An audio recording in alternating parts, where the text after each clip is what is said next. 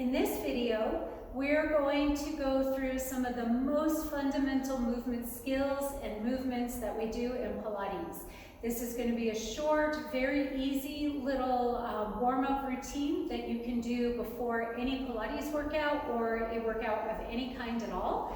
So we'll start off laying on your backs. You'll have your arms down by your sides. You're going to try to have your pelvis in a pretty neutral position. So actually, let's explore what that means.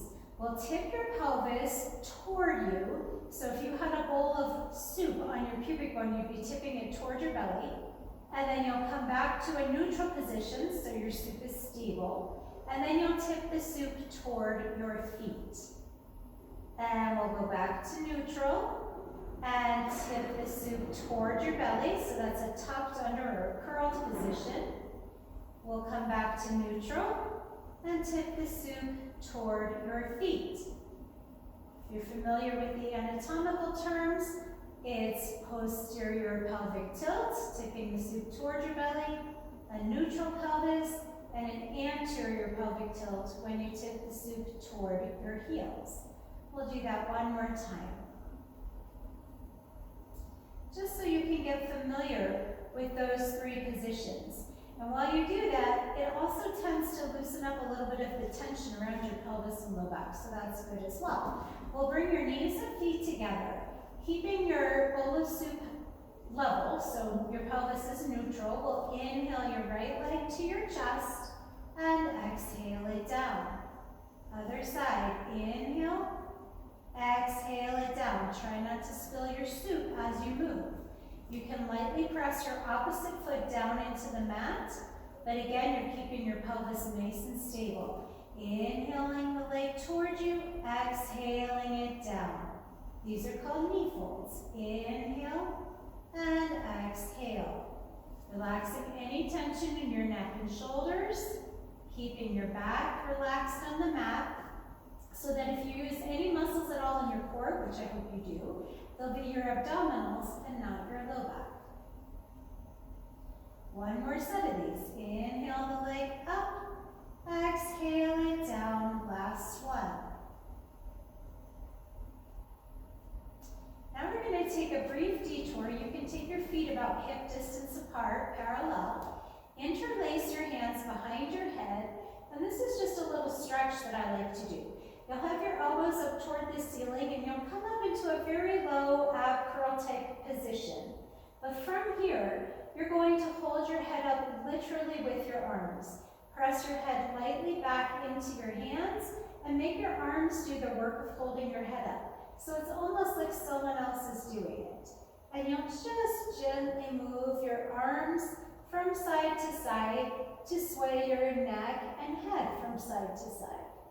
You can go side to side and just get a little stretch, maybe through your neck, your shoulders, and or your upper back.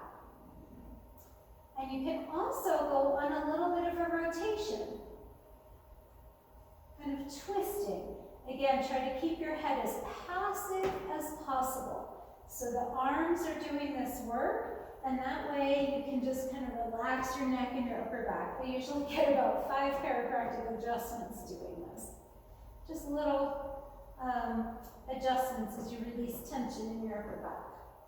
After that, you'll rest your head down, keeping your feet hip distance apart parallel, and maybe if your knees are okay with it, bring your heels in a little closer to your bottom. We're going to do some gentle shoulder bridges. If you have any vulnerabilities in your low back, just do this to tolerance. You don't have to come up very high. I'm going to come up pretty high because I like these. And then you'll keep your hips high, roll your chest down, ribs down, waist, hips, and uncurl your tailbone. Press your arms into the mat, tipping the soup toward your belly to roll yourself up, pressing your feet into the mat, because you want this to be more of a hip and thigh lift than shoving your low back toward the ceiling, right? Your back's going to move, it's definitely going to lift, but you don't want to be contracting your low back muscles and straining them to do this. You just want a nice sequential movement on the way down here, top of the spine, rolling to the bottom. And on the way up, bottom of the spine, rolling all the way up to the top. We're going to do 2 more of these and we'll add to them. So you'll curl your hips up, pressing into your feet. Stay lifted. Take your arms to the ceiling and then press your hands toward the mat behind you. Roll your chest down, ribs down, waist, hips, tailbone, and take your arms by your sides. Again, you don't have to come up very high. If this feels like a strain, come up only as low as you can. But if you can, you're going to try to stretch your legs forward, hands back again, roll your chest down. And so you'll get some stretch through your quads at the front of your thighs, as well as all this lovely movement through your spine when you do those. All right, next we're going to bring your legs together. Interlace your hands behind your head, elbows up toward the ceiling. This time we're going to do some real ab curls. These are a little harder than what we did before because I want you to use your abdominal muscles to do them. On an exhale, so you'll take a big breath in. On your exhale, you'll pull your tummy muscles toward your spine and come up a little ways. Pause here to make sure the weight of your head is still heavy in your hands. Take a nice big breath. Exhale, come up a little higher. You'll know it's going well if your abs get kind of trembly. And then you'll roll yourself back down. The idea would be this time to hold your head up with your abdominals rather than your arms, and definitely rather than your neck. Again, taking a nice big breath in. On your exhale, abdominals to spine. Contract your abs to come up a bit. Pause here, shed any unnecessary tension in your neck and shoulders. Take another breath in and exhale, coming up a little bit higher. You still want your soup to be nice and level, so make sure you haven't tipped your pelvis as you do that. On the next one, we'll add to it. Taking a breath in, you'll exhale up to an ab curl. Stay here. Inhale one leg to your chest. Exhale it down. Head's heavy in your hands. Inhale the other leg. Exhale it down. Try not to spill your soup. Inhale and exhale. And when you're even from side to side, you'll roll down and rest your head. You'll take your arms down by your sides, and we're going to squeeze your legs together. Sway your knees over to one side. Exhale back to center. Inhale, sway to the other side. Exhale back to center. You'll want to try not to throw yourself around with your legs here. Rotate your spine a little bit, and on your exhale, your abdominals pull in and roll you back to center. Inhaling to the other side, and exhaling back to center. Last one, to the right. We're going to stay over there this time. Exhale, bring your knees to your shoulder. Inhale back to center. Exhale, tummy in as you lower down. This part's a little bit harder. So you'll sway to the other side. Exhale, pull your abdominals right into your shoulder. Inhale to center. Exhale, abdominals control the lowering of both legs. One more set. Inhale. Exhale to your shoulder. Inhale to center. And exhale to lower down.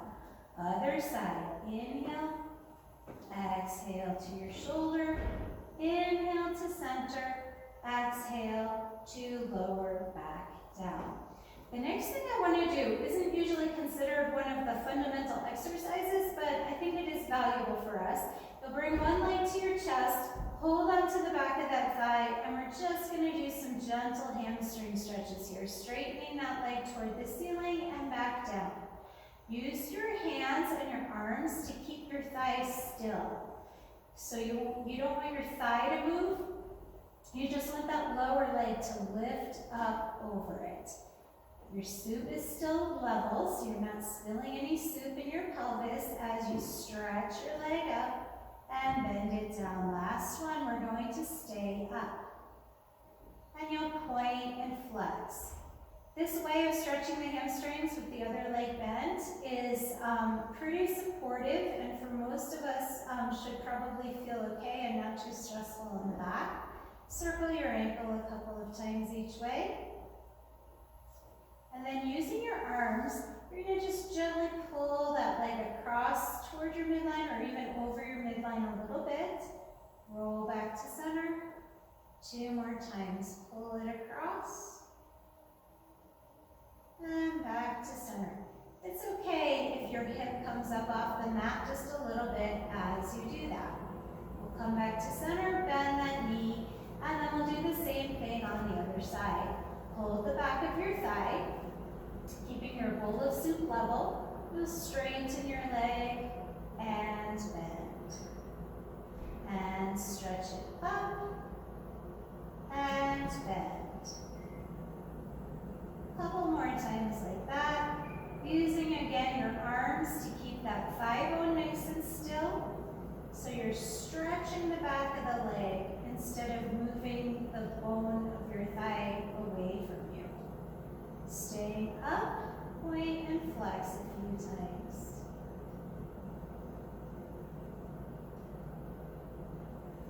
And then we'll take that leg using your arms across your midline a little bit.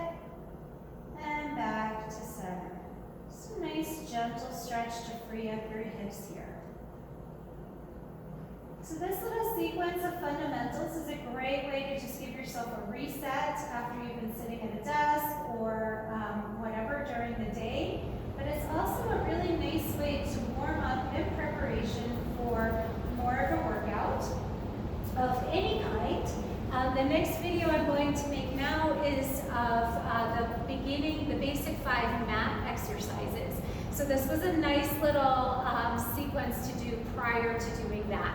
So stay with me and watch the next video as well.